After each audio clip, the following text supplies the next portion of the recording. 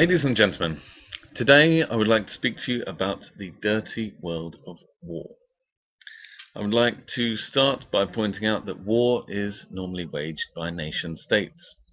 By this I mean that armies are generally sent into combat by governments.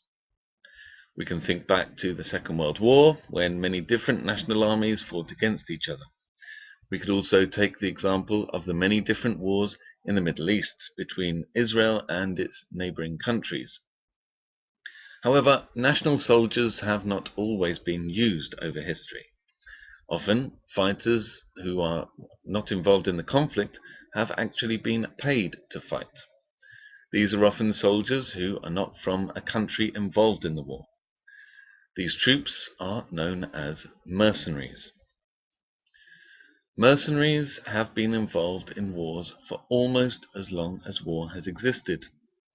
In ancient Roman times, on some occasions, the Romans did not have enough soldiers to win a battle, so they sometimes paid other warriors to take on their cause. For instance, many barbarians fought as Roman mercenaries. Further down the timeline, the Swiss became famous mercenaries. For hundreds of years, Swiss soldiers were paid to fight for many different European armies.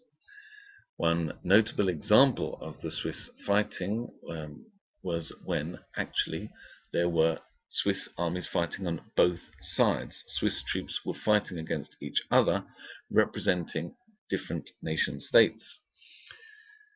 But what about in more recent years? Are mercenaries still used today in the conflicts that we have in our modern world? Well, you will of course remember the recent revolution in Libya. Colonel Gaddafi is known to have recruited mercenary fighters. Some of them were from the Tuareg people from Niger and Mali. It has also been claimed that Gaddafi recruited Eastern Europeans who were veterans from the wars in former Yugoslavia. In addition to this, you may have also heard of mercenaries being used in the recent conflicts in Iraq and Afghanistan. But you might have actually heard other names given, such as contractors or private security firms.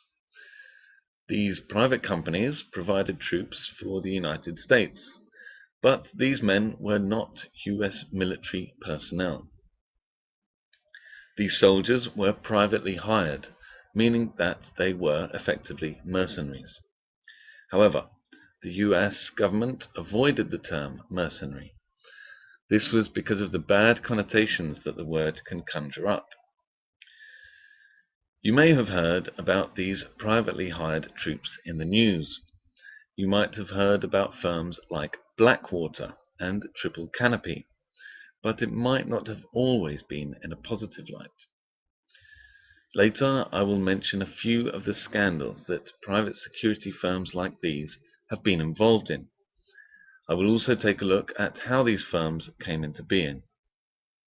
We will also delve into the reasons why national governments have been choosing private contractors more and more in recent years.